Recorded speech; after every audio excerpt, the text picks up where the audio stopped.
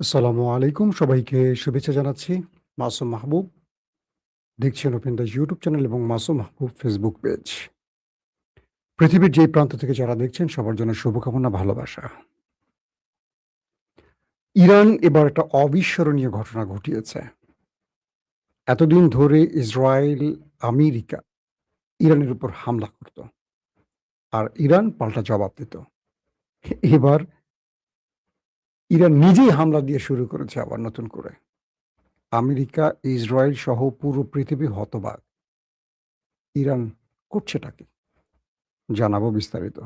পাশাপাশি সৌদি আরব এবং আমেরিকা যৌথভাবে ইরাকের ভেতরে অ্যাটাক করেছে। অনেক সেনা হতাহতের খবর পাওয়া যাচ্ছে। অন্যদিকে নতুন করে আবারও উত্তেজনা বাড়ছে মধ্যপ্রাচ্যে, কারণ আরবরা ইরানের ধোলাই খেয়ে এখন আর কোনো বাপ খুঁজে পাচ্ছে না, যে কাকে বাপ বানালে রক্ষা পাবো সেই টেনশনে আছে।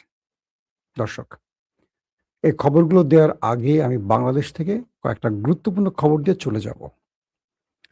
ইতিমধ্যে আপনারা জানেন যে হবিগঞ্জে এনসিপির সাথে সরকার দলীয় ছাত্র সংগঠন, ছাত্রদল, যুবদলের একটা বড় বিরোধ লেগে গেছে। গতকালকে এনসিপির জুলাই পদযাত্রায় সরকার দলীয়দের পক্ষ থেকে ব্যাপক হামলা করা হয়, যার ফলে সার্জিস আলম, নাসিরুদ্দিন পাটোয়ারি সহ ২০ জনের বেশি আহত হয়েছে এবং এর মধ্যে একজনের চোখ উপড়ে ফেলার চেষ্টা করা হয়েছে। ডাক্তার বলেছে তার চোখ স্থায়ীভাবে হয়তোবা নষ্ট হয়ে গেছে। এরকম একটা ধারণা, এটা এনসিপির নেত্রী তিনি জানিয়েছেন। তো আজকে সারাদিন সেই উত্তেজনা ছিল এনসিপির। সেখানে তারা মামলা করতে গেলে পুলিশ কয়েক স্তরে তাদের বাধা দেয় এবং সরকার দলীয়রা দেশীয় অস্ত্র নিয়ে সেখানে পাহারা বসায়, যাতে এনসিপি কোনো প্রকার মামলা করতে না পারে। তারপরও এনসিপি সকল বাধা বিপত্তি আমি আজকে লাইভে পুরো ডিটেলসটা ভিডিও সহ দেখিয়েছি। তো বলা হচ্ছে যে কিছুক্ষণ আগে যে আপডেট খবর পেলাম, সেটা বলা হচ্ছে হবিগঞ্জ ছাত্রদলের সভাপতি সহ শতাধিক নেতার বিরুদ্ধে এনসিপি মামলা করেছে। আজ মঙ্গলবার ৭-২৯, অর্থাৎ জুলাইয়ের ২৯ তারিখ এনসিপির পদযাত্রায় হামলার ঘটনায় রাতে হবিগঞ্জ জেলা ছাত্রদলের সভাপতিকে প্রধান আসামি করে ১১ জনের নাম উল্লেখ সহ অজ্ঞাত আরো ১০০ জনকে আসামি করে মামলা করেছে এনসিপি। রাতে কামাইছড়া পুলিশ ফাঁড়ির ইনচার্জ এসআই অভিজিৎ রায় মামলার বিষয়টি নিশ্চিত করেছেন। তো আমরা যে মামলার কেন্দ্র করে অনেক ঘটনা ঘটেছে, সেই মামলাটি অবশেষে হয়েছে। পাশাপাশি আহ, বুধবার যেই ঘটনাগুলো ঘটেছে, অর্থাৎ সেখানে যেই নাগরিক পার্টির সাথে এনসিপির যে ঘটনাগুলো ঘটেছে, এই কর্মসূচির অংশ নিতে আজকে এনসিপির আহ্বায়ক নাহিদ ইসলামের নেতৃত্বে কেন্দ্রীয় নেতা ও দলীয় কর্মীরা হবিগঞ্জের উদ্দেশ্যে রওনা হলে পথে পথে তাদের বাধা দেয়া হয়। অর্থাৎ কালকে সার্জিস এবং নাসিরুদ্দিন পাটোয়ারি সহ বাকিদের উপর হামলার ঘটনায় আজকে সেখানে পুরো এনসিপির কেন্দ্রীয় লিডাররা সব চলে যায়। নাসিরুদ্দিন পাটোয়ারি, সার্জিস ছিল, আখতার হোসেন ছিল, নাহিদ ইসলাম ছিল, আমাদের হাসনাত আব্দুল্লাহ সহ সবাই। তো বলা হচ্ছে আজকে তারা যখন হবিগঞ্জে যায়, তখন পথে পথে তাদের বাধা দেয়া হয়। বিকেলের শেষ খবর পাওয়া পর্যন্ত আমরা যে বিষয়টি জানি, যে তারা হবিগঞ্জ বাহুবল উপজেলার কামাইছড়া ঢাকা সিলেট মহাসড়কে অবস্থান করে। এ সময় মুষলধারে বৃষ্টি নামলে তারা বৃষ্টির মধ্যে বসে থাকে। শেষ পর্যন্ত তারা মামলাটি করতে পেরেছে। আমাদের কাছে এটা হলো এনসিপির আজকের খবর। তবে দুঃখের সাথে বলতে হচ্ছে যে এই জিনিসগুলো বিএনপিকে, আমি মনে করব যে তাদের ভাবমূর্তিকে নষ্ট করে দেবে। বিএনপি এই পদগুলো পরিহার করা খুব জরুরি। কারণ দেশ পরিবর্তন চায়। যে কারণে হাসিনার বিরুদ্ধে সবাই নেমেছিল। এই মেসেজটা বিএনপিকে নিতে হবে। আর বিএনপি যারা খুশি হচ্ছেন এনসিপিকে মারার জন্য, তাদেরকে বলে রাখি, গত ১৫ বছর আপনারা মার খেয়েছেন। আপনাদেরকে যারা উদ্ধার করতে নেমেছিল ত্রাতা হিসাবে, তাদের প্রতি আপনাদের ঘৃণা প্রমাণ করে যে রাষ্ট্রীয় ক্ষমতা যারা বসে তারা সব একই পথে চলে। তাহলে হাসিনার দোষটা কোথায় ছিল? হাসিনার অপরাধটা কি ছিল? হাসিনা যা করছে আপনারা তো তাই করছেন। অতএব হাসিনার চেয়ে যদি ভিন্নতা সৃষ্টি করতে না পারেন, আগামী দিনে আপনাদের জন্য প্রবলেম হবে। যত ভালো কিছুই করেন, ম্লান হয়ে যাবে। হাসিনার চেয়ে ভালো কিছু কি করবেন? হাসিনা পুরো ঢাকা শহরটাকে পরিবর্তন করে ফেলেছে। পদ্মা সেতু, Karnaphuli tunnel, flyover, metro rail, বাংলাদেশে এইরকম কাজ কেউ করেনি। যদিও হাসিনা এই বৃহৎ প্রকল্পের নামে লুট করেছে, হরিলুট করেছে, সত্য কথা। তো সেই হাসিনাকে মানুষ ধাক্কা দিয়ে সরাতে ২ সেকেন্ড সময় নেয়নি। জীবন দিয়ে হাসিনাকে সরিয়েছে। সুশাসন সবচেয়ে বেশি প্রয়োজন। আমার দল ক্ষমতায় আমি যা খুশি করব, এই নীতির বিরুদ্ধে পুরো বাংলাদেশ জেগে উঠেছে। সেটা যেই দলই হোক। আমি বিএনপি ক্ষমতায় আসছে, আমি সবচেয়ে বেশি খুশি ধরেন। কিন্তু এই নীতির বিপক্ষে তো আমিও। তো যারা একটু বিবেকবান, শিক্ষিত লোক, তারা কখনো মাসল পাওয়ার ব্যবহার করে না। দল ক্ষমতায় আছে বলে সব করবে। এই নীতির বাইরে আমাদের যেতে হবে। নতুবা বাংলাদেশে আবার বিপ্লব আসবে। সুশাসন বিএনপি তৈরি করতে পারলে বাংলাদেশে বিএনপি শাসন ব্যবস্থা স্থায়ী হবে, এটা হলফ করে বলা যায়। অতএব সুশাসন সবার আগে জরুরি। আরেকটি বাংলাদেশের খবর, শাপলা চত্বর হত্যা মামলায় লতিফ সিদ্দিকী গ্রেফতার হয়েছেন। এই খবরটি আমাদের কাছে আসছে। দর্শক, আমরা আপাতত বাংলাদেশের বাইরে চলে যাই এবার। কিছুক্ষণ আগে আমরা যে খবরটি পেলাম, ইরানের একটি গণমাধ্যমের হিসেব অনুযায়ী জর্দানে কি করেছে, অর্থাৎ একটু হিস্ট্রিটা আপনাদের বলে নিতে হয়। এতদিন ধরে আমেরিকা এবং ইসরায়েল ইরানে অ্যাটাক করত, আর ইরান কি করত, তারা পাল্টা জবাব দিত। এবার ঘটনাটা ঘটছে পুরো উল্টো। যখন আমেরিকা গত ৩-৪ দিন যুদ্ধ বন্ধ রেখে পর্দার অন্তরালে ইরানের সাথে আলোচনা করতে চাইছে কাতার এবং পাকিস্তানের মধ্যস্থতায়, হঠাৎ করে হঠাৎ করে শুধু না, এই প্রথম ইরান আমেরিকার ঘাঁটি টার্গেট করে ম্যাসিভ আকারে অ্যাটাক করেছে। মানে পুরো আক্রমণের পর আমেরিকা, ইসরায়েল সহ পুরো পৃথিবী হকচকিয়ে গেছে। কি করে সম্ভব? ইরান আমেরিকাকে তোয়াক্কাই করছে না যে নিজ থেকে আক্রমণ শুরু করে বসছে। এই প্রথম এমন একটি ঘটনা ইরান ঘটালো যে পুরো বিশ্ব অবাক। নিজ থেকেই আক্রমণ ছাড়া, মানে ইরানে আক্রমণ ছাড়াই ইরান নিজ থেকেই অ্যাটাকটি করেছে। কয়েকটি তথ্য বলছে যে আমেরিকা জর্দানে তাদের ইরানের মার খেয়ে তারা যে দুর্বল হয়ে পড়েছে, তাদের বেস যে ১২টা বাজিয়ে দিয়েছে, তাদের প্রতিরক্ষা ব্যবস্থা, তাদের হ্যাঙ্গার, ড্রোন, যুদ্ধ বিমানের হ্যাঙ্গার, প্রচুর সামরিক বাহিনীর সদস্য হতাহত, সবকিছু মিলে আমেরিকা যে একটা বড় আঘাত খেয়েছে, সেইটার থেকে বাঁচার জন্য তারা ইরানে আক্রমণ বন্ধ করে নিজেকে গোছাবার চেষ্টা করছিল। তো হঠাৎ করে ইরানের কাছে একটি আপডেট তথ্য আসে যে ইরান জানে যে জর্দানে নতুন করে আরো অনেক আধুনিক অস্ত্রগুলো এনে আমেরিকা বসাচ্ছিল। অর্থাৎ জর্দানকে মিসাইল ড্রোনের মাধ্যমে ইরান যে ধোলাইখাল বানিয়েছিল, সেখান থেকে আবার জর্দানের ঘাঁটিগুলোকে প্রস্তুত করার কাজে ব্যস্ত ছিল আমেরিকা। এই খবরটি পেয়েই প্রিঅ্যাক্টিভ অ্যাটাক করে বসছে, একদম অগ্রিম অ্যাটাক করে বসছে ইরান। তো ইরানের যে গণমাধ্যম, তাদের দাবিটি আমি একটু আপনাদের জানাই। তারা বলছে ইসলামিক রেভলিউশনারি গার্ড কোর জানিয়েছে তারা জর্দানে একটি মার্কিন বিমান ঘাঁটি ও কেন্দ্রীয় কমান্ড সেন্টার, যেটাকে আমরা সেন্টকম বলি, সহ বেশ কয়েকটি ব্যালিস্টিক ক্ষেপণাস্ত্র হামলা চালিয়ে ধ্বংস করেছে। এবং ইরান সতর্ক করে বলেছে যে ইরানের স্বার্থের বিরুদ্ধে মার্কিন হুমকি এবং অবৈধ উদ্দেশ্য প্রণোদিত কর্মকাণ্ড অব্যাহত থাকলে প্রতিরোধ চলবে। অর্থাৎ ইরানের বিরুদ্ধে আমেরিকা আরেকটি বড় অ্যাটাকের জন্য যে প্রস্তুতি নিচ্ছে, এটাকে অবৈধ কর্মকাণ্ড হিসেবে ইরান চিহ্নিত করছে। আইআরজিসির মহাকাশ বাহিনী, এক অ্যারোস্পেস যেটাকে আমরা বলি, এক বিবৃতিতে এই হামলার ঘোষণা দিয়ে বলেছে শিশু হত্যাকারী মার্কিন সেনাবাহিনীর আগ্রাসী কর্মকাণ্ডের জবাবে এই হামলা চালানো হয়েছে। আইআরজিসি বলছে যতদিন পর্যন্ত ইসলামী প্রজাতন্ত্র ইরানের বিরুদ্ধে হুমকি অব্যাহত থাকবে এবং আমাদের স্বার্থের বিরুদ্ধে মার্কিন বাহিনীর অবৈধ ও বিদ্বেষপূর্ণ কর্মকাণ্ড চলতে থাকবে, ততদিন ইরানের প্রতিরোধও অব্যাহত থাকবে। মার্কিন কর্মকর্তাদের হুমকি এবং আমাদের স্বার্থের বিরুদ্ধে অবৈধ হস্তক্ষেপ অবশ্যই বন্ধ করতে হবে। আমেরিকাকে ইরান স্পষ্ট এই বার্তাটি দিয়ে দিল যে তোমরা আমাদের বিরুদ্ধে প্রকাশ্যে হোক আর গোপনে হোক যা কিছু করো আমরা জানি, এবং আমরা তোমাদের প্রতিহত করতে সদা প্রস্তুত আছি। দর্শক, ইরানের আরো খবর দিব, গুরুত্বপূর্ণ আরো খবর আছে। আমরা একটু ইরাকের খবর থেকে ঘুরে আসি।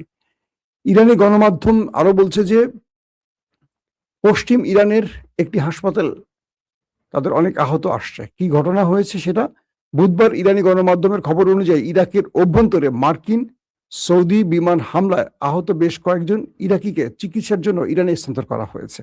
বোঝেন অবস্থা কি? ফার্স্ট নিউজ এজেন্সি জানিয়েছে ইরানি রেড ক্রিসেন্টের সমন্বয় আহতরা ইরাকের সাথে খোস রাবি সীমান্ত দিয়ে ইরানে প্রবেশ করে এবং সেখান থেকে তাদের পশ্চিম ইরানের একটি হাসপাতালে স্থানান্তর করা হয়। মার্কিন সেন্টকম জানিয়েছে যে মার্কিন ও সৌদি বাহিনী ইরাকে ইরান সমর্থিত গোষ্ঠীগুলোর সঙ্গে যুক্ত লক্ষ্যবস্তুতে যৌথভাবে সুনির্দিষ্ট হামলা চালিয়েছে। তারা আরো জানায় এই অভিযানে এমন স্থানগুলোকে লক্ষ্যবস্তু করা হয়েছিল যেগুলো মার্কিন বাহিনী এবং সৌদি জ্বালানি অবকাঠামোর উপর হামলার সঙ্গে জড়িত। সৌদি আরব বলছে ইরাকি ভূখণ্ড থেকে দেশটির পেট্রোলিয়াম স্থাপনাগুলোতে হামলার জবাবে জাতিসংঘ সনদের 51 নং অনুচ্ছেদ অনুযায়ী আত্মরক্ষার্থে এই হামলা চালানো হয়েছে। রিয়াদ সতর্ক করে দিয়েছে যে ইরান সমর্থিত গোষ্ঠীগুলো আরো হামলা চালালে তারা কঠোর সামরিক ব্যবস্থা নেবে। প্রধানত ইরান সমর্থিত শিয়া সশস্ত্র গোষ্ঠীগুলোর জোট পপুলার মোবিলাইজেশন ফোর্সের PMF নিশ্চিত করেছে যে হামলায় তাদের বেশ কয়েকটি সদর দফতর ক্ষতিগ্রস্ত হয়েছে। এতে তাদের অন্তত 20 জন সদস্য নিহত এবং 32 জন আহত হয়েছেন এবং ব্যাপক ক্ষয়ক্ষতি হয়েছে। এটি আজকে ইরাকের উপর আমেরিকা এবং সৌদি আরবের যৌথ হামলার খবর আপনাদেরকে দিলাম। বিষয়টা হলো যে অবশেষে সৌদি আরব হামলা করার সাহস করলো আমেরিকাকে সাথে নিয়ে, এবং তারা বলছে যে তারা ইরানের বিচ্ছিন্ন গোষ্ঠীগুলোর উপর অ্যাটাক করেছে। কিন্তু দুঃখজনক হলো সত্য যে ইরাক সরকার, মার্কিন পুতুল যে নতুন সরকার, তারা নীরবে দেখেছে অন্য দেশ থেকে তাদের উপর হামলার ঘটনাটি। প্রশ্ন হলো যদি ইরাক থেকে সৌদি এবং সৌদিতে অ্যাটাক করলে পাল্টা জবাব দেয়া বৈধ হয় সৌদি আরব বা আমেরিকার জন্য, তাহলে ইরানে যারা আক্রমণ করছে আরব দেশ ব্যবহার করে, তাহলে ইরান তাদের উপর হামলা করবে, এটি তো স্বাভাবিক। এটাকে সৌদি আরব বা আরব দেশগুলোকে মেনে নিতে হবে যে ইরান যেটা করছে সেটাও বৈধ। দর্শক, পাশাপাশি জর্দানে একটি মার্কিন ঘাঁটিতে আবারও ক্ষেপণাস্ত্র হামলার কথা জানিয়েছে। পাশাপাশি মার্কিন প্রেসিডেন্ট ডোনাল্ড ট্রাম্প এই হামলার পাল্টা জবাব দেওয়ার ঘোষণা দিয়েছেন। তার মানে আজ রাতে আমেরিকা ইরানে বড় আক্রমণ চালাবে, এটি ধারণা করা যেতে পারে। এর পাশাপাশি আঞ্চলিক যুদ্ধ বিস্তৃত হতে থাকায় 7টি প্রদেশ জুড়ে চালানো হামলায়, মার্কিন সৌদি হামলায় ইরাকে যে ক্ষয়ক্ষতি হয়েছে ইরাকের জনগোষ্ঠীর, এটির জবাব ইরান আবারও দিবে, এই ঘোষণাটিও আসছে। আবার রয়টার্সের প্রতিবেদন অনুযায়ী সামুদ্রিক নিরাপত্তা সংস্থা আমব্রে ঘটনাটির প্রাথমিক মূল্যায়নের বরাত দিয়ে জানিয়েছে যে মিশরের ভূমধ্যসাগরীয় বন্দর দামিয়েত্তায় একটি মার্কিন মালিকানাধীন গ্যাস সংরক্ষণকারী ট্যাঙ্কে ড্রোন আঘাত হেনেছে। ইতিমধ্যে আরেকটি ঘটনা ঘটে গেছে, এটা আজকের ব্রেকিং সংবাদ বলতে পারি। সেটি হলো ইরানের এবার হামলাটি হয়ে গেছে মিশরে, নতুন আরেকটি দেশ সম্পৃক্ত হলো। তো রয়টার্স বলছে যে মার্কিন যুক্তরাষ্ট্রের মালিকানাধীন ভূমধ্যসাগরীয় বন্দর দামিয়েত্তায় যে গ্যাস সংরক্ষণকারী ট্যাঙ্কার, সেখানে একটি ড্রোন অ্যাটাক করা হয়েছে। এতদিন কিন্তু মিশরে কোনো অ্যাটাক করেনি, আজকে নতুন করে মিশরের অ্যাটাক হয়ে গেছে। সেটা মার্কিন গ্যাসের একটি জাহাজ, ট্যাঙ্কার বলতে পারি। পাশাপাশি তেহরান হরমুজ প্রণালীর মধ্য দিয়ে যাতায়াতের পথ বিভক্ত করার ওমানের প্রস্তাব প্রত্যাখ্যান করেছে। ওমান যে আমেরিকা এবং সৌদিদের চাপে পড়ে নতুন একটি প্রস্তাব দিয়েছিল ইরানকে, দুটো আলাদা পথ তৈরি করার, এটি ইরান সরাসরি প্রত্যাখ্যান করেছে এবং বহির্গমন পথের উপর আংশিক নিয়ন্ত্রণের আহ্বান জানিয়েছে। জাতিসংঘের মানবাধিকার কার্যালয় জানিয়েছে অধিকৃত পশ্চিম তীরে ইসরায়েলি বসতি স্থাপনকারীদের হামলা এবং ঘাঁটিগুলোর সম্প্রসারণ সর্বকালের সর্বোচ্চ পর্যায়ে পৌঁছেছে।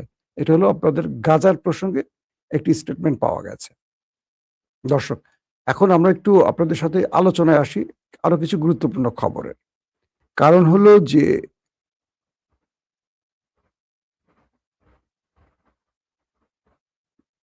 আরেকটি খবর পাওয়া গেছে যে ইরাকে যে হামলাটি হয়েছে, সে হামলায় ইরানের আল-কুদস ফোর্সের 4 জন নিহত হয়েছে।